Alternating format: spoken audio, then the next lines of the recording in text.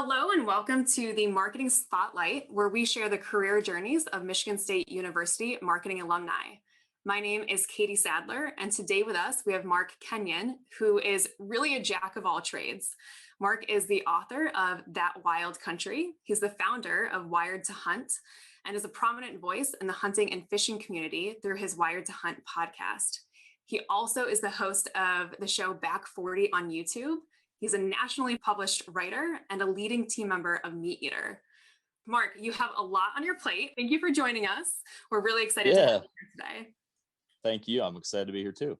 So Mark, you graduated in 2009 from the Eli Broad College of Business with a marketing degree. And I introduced you with a laundry list of accomplishments that I want to dive into over the next 15 or so minutes. But can you provide us, just to start, with a high-level overview of your career over the last 12 years?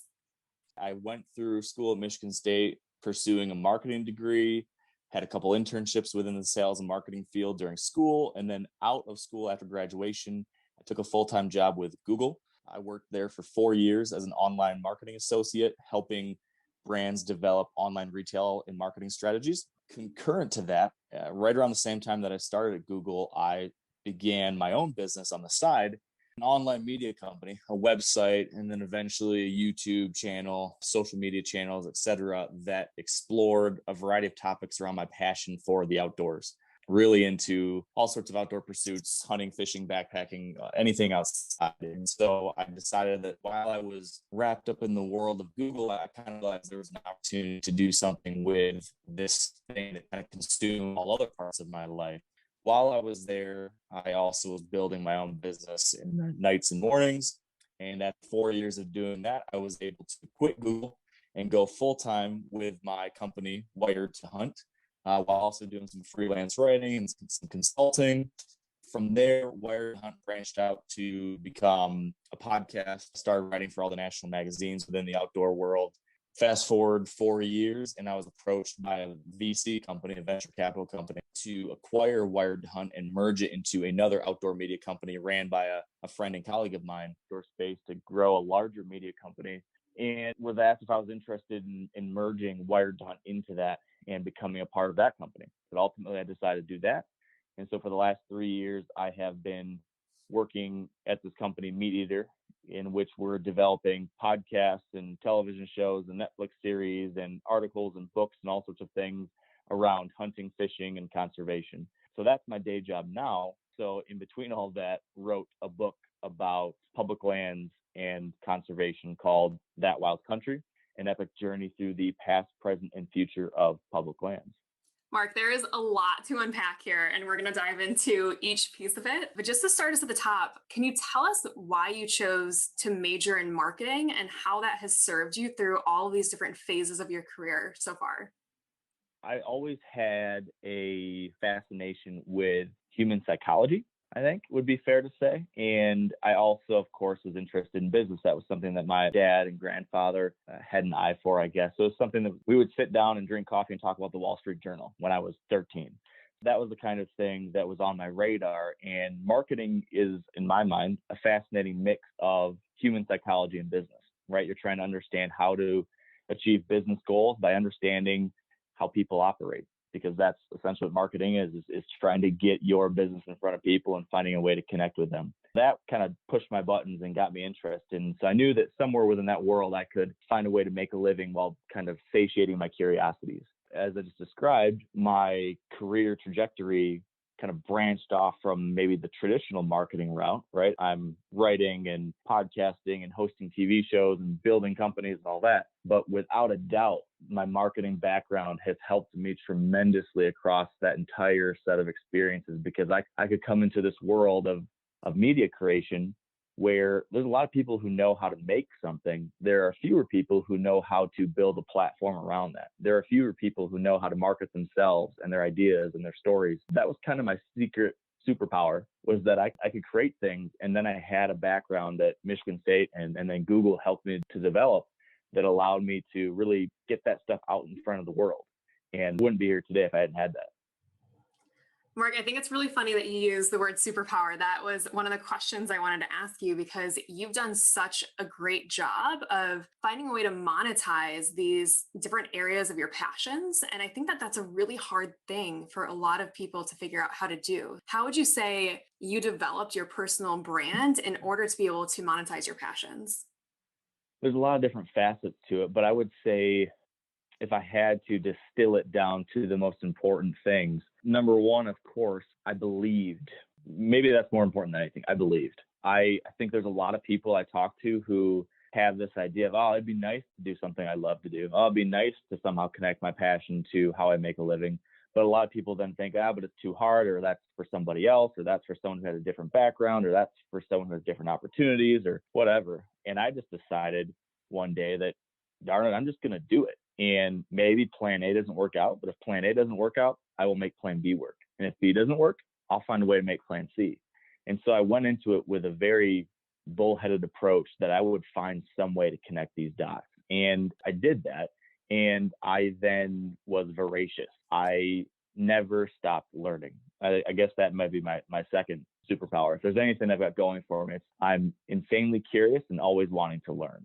And so from day one, I was doing that. I graduated from Michigan State and took this job at Google. And that was a thing that, might seem like, oh, this is great and wonderful. But immediately I realized, oh, this isn't for me long term. So I dove into re-educating myself on what my next step would be. While I was working full time at Google all during the day, I was there at headquarters outside of San Francisco, and I'd go to Barnes and Noble at night and buy all the entrepreneurial books I could and the different digital marketing books I could pick up to take things to the next level. So I continued my education in an independent way from 8 o'clock at night till 3 in the morning. And that's just kind of the approach I've taken all throughout, the following 12 years as I, took steps from building a business to growing a business to becoming a writer to learning how to write a book to learning how to host a TV show to how to create a podcast, all these different things. It's the combination of a bullheaded passion and an unstoppable desire to learn. I don't think I've got anything going for me that sets me apart from other people. It's not like I'm particularly smart or particularly well-spoken or dashingly handsome or anything. It's simply that I haven't given up and that I'm very curious and want to keep learning. And I think that's allowed me to achieve what I have. Mark, I think you're probably very humble in all of those spaces that you just listed out. But I love that you focused in on that hunger to learn aspect. Do you think that starting at Google contributed to your curiosity and your desire to continue to learn?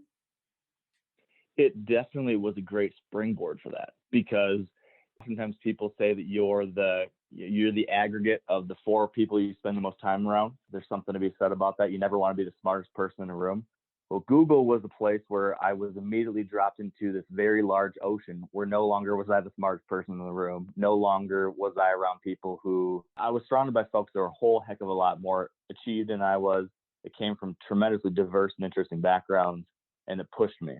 So for 4 years, I was constantly challenged, constantly pushed to learn about new ways of doing things, to learn about how to work with new types of people, to explore new ways of building a business or a marketing strategy or any of those things. The biggest downside, when it was actually an upside to being at Google, was that I had a tremendous case of imposter syndrome. So you'd be sitting there and I'd be thinking to myself, was it a mistake that I got in here? I don't think I fit in. I think everyone around me's got a whole lot more going for them. By being placed in that situation, I had to elevate to meet the level of everybody else around me. And that set me on a pathway towards, where I am today that without a doubt was positive. It's really interesting about the imposter syndrome because I think a lot of people feel that way at some point in their career. But those are also the roles where you have to push yourself to learn, to your point, and really expand yourself to feel like you are in the right place and are playing on level playing field with everybody else, or at least elevating yourself to kind of get onto the fields. It sounds like Google was a great place for you to do that. And you said starting out that pretty immediately you decided that maybe that wasn't where you wanted to be forever. So at what point did you decide to kind of turn this side hustle business that you were working on into your full-time business? Well, I can tell you almost to the date.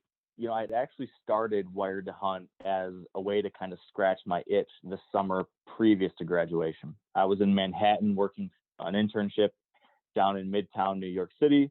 And I found myself far, far away from the outdoors and the things that I loved so much. And I was working summer job was basically helping online companies connect with bloggers and get them to talk about their products. And I realized, oh, wow, people have these things called blogs and they are able to make money from them and talk about the things they love. I should do that with what I love. So that's when I started Wired to Hunt. And fast forward a year, now I'm in San Francisco, again, far away from some of the things that I really enjoy doing outside. And I returned to that and said, you know what, I should double down. And so I remember going to the bookstore. It would have been mid-September 2009. And I was at Barnes & Noble browsing the business section. And I saw a book on the end stand. And this is in Mountain View, California. And on the end stand, there was a book titled Crush It by Gary Vaynerchuk. And the subtitle was Cash In on Your Passion. So I picked up that book and I thought, that's kind of interesting. And I devoured that book that night. I bought it, read the entire thing that night. And whatever time it was, I finished the book, 2 or 3 or 4 in the morning. I said, all right, this is what I'm doing for the rest of my life. I'm going to build Wired to Hunt into a business. I'm going to translate my passion into a way to make a living. And I can do this now. And that was it. That was the moment. I feel like it's hard for a lot of people to have those like very clear aha moments that change the trajectory of their life. And it's very unique and special, I think, that you have that moment and can kind of tie everything that you've done since back to that moment. Do you feel like that happens a lot for you, that you have these like moments of clarity that give you direction on what you want to do next? I don't think it's always like that. That was a flash of lightning kind of moment where I just happened to, by the serendipity, picked up the right book at the right moment and had the right person, Gary V, speaking to me with the exact right words at the exact right time. It was a special thing that happened there. I would tell you that moving forward, I've always eventually reached a point of clarity, but it certainly was not always fast. Many of my other inflection points, the most notable one, maybe the next several notable ones would have been, should I quit Google and go full-time with my own company? And then 4 years later, should I sell my baby, my own company, to become a part of this larger thing, which would raise the level of opportunities I could have and take me to the next steps of my career? Those two big inflection points both took a long time to stew on and think on. But I guess what has helped me make the right decisions on all those things is I have made a point to really think about what my goals and values are. And that sounds cheesy. That's like marketing speak. You hear that kind of thing all the time. But having some kind of clarity about what matters to you and what do you actually want to do? Like, what is that? What do you want to have written on your tombstone? What do you want someone to remember 50 years from now? I've tried to actually put that stuff on paper. I try to do, a 5-year lookout where I will say, okay, 5 years from now, where do I want to be in my personal life, in my professional life, in my financial life, whatever it might be, and actually take some time to think through those things. And as cheesy as maybe that sounds to a college student right now, man, it can be very helpful because life gets going sometimes and you will get caught in the current and you'll blink and the next day, 10 years pass. If you don't take a step back and think about, is my boat in the right current of this river? So that has helped me.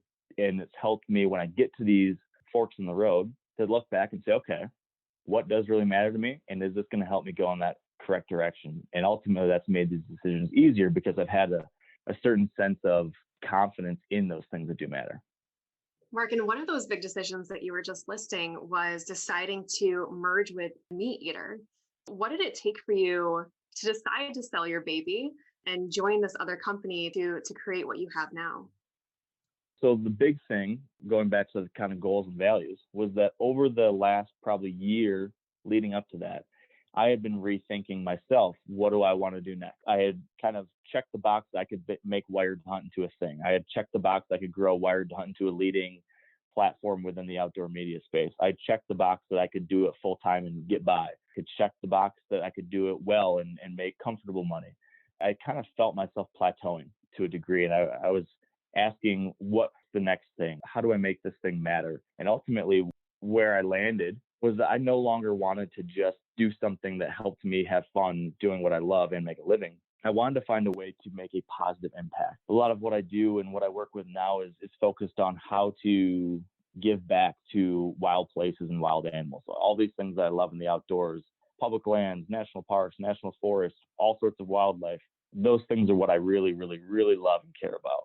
So I decided that I wanted to shift my work towards ways that I could give back to protect these places.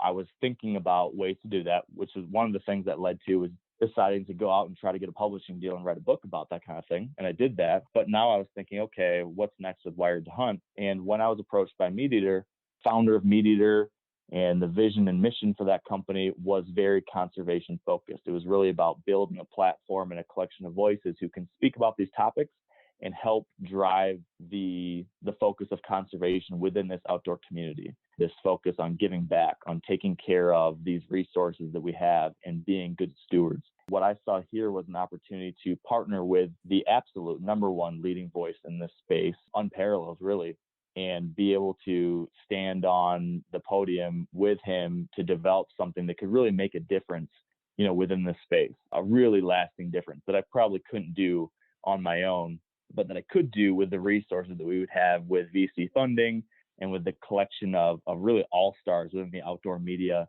writing, and communication space. It was scary, it was unnerving, but I ultimately decided, if you're serious about believing that you want to find ways to make the most lasting positive difference within this community of the outdoors, this is it. And I've always believed that when you're faced with those scary decisions, at least in my case, it's always whatever makes you the most scared is the right decision. And so I took a dive off the cliff and went for it. And I'm very glad I did. Mark, you've done such a great job over the last 12 years since you graduated of building this legacy of being an expert in wildlife and a steward of conservation and giving back. Is there anything that you've learned about yourself along your journey that maybe surprised you?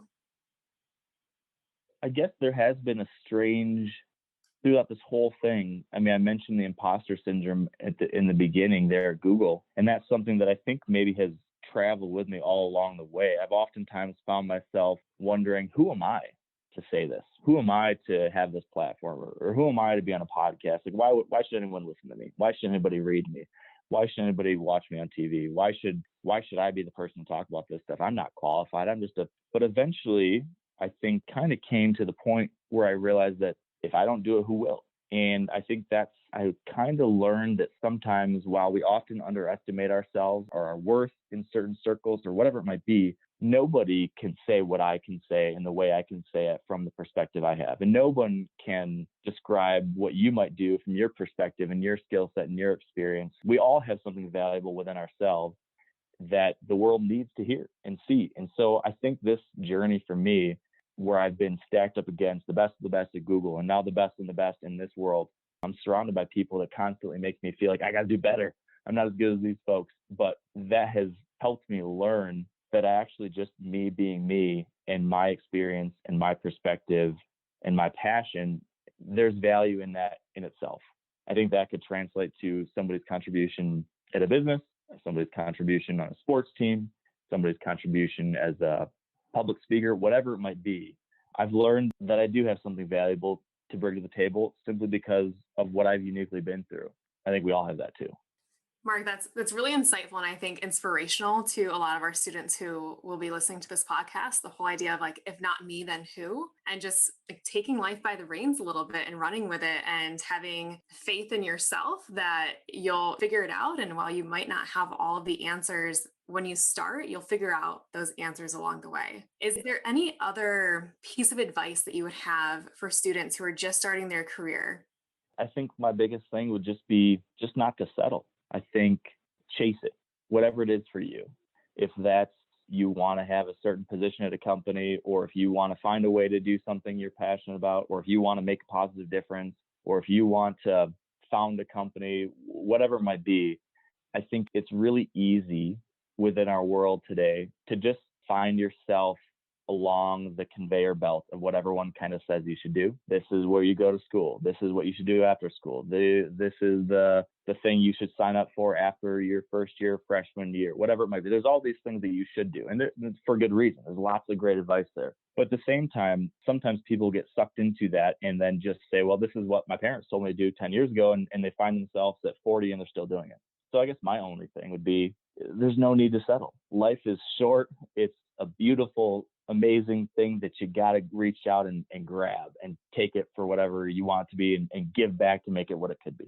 So my only recommendation would be chase down whatever that thing is that you want and hope to bring to the world, because if not you, who will do it?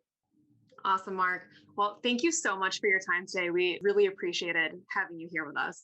Yeah, thank you so much. I really enjoyed it.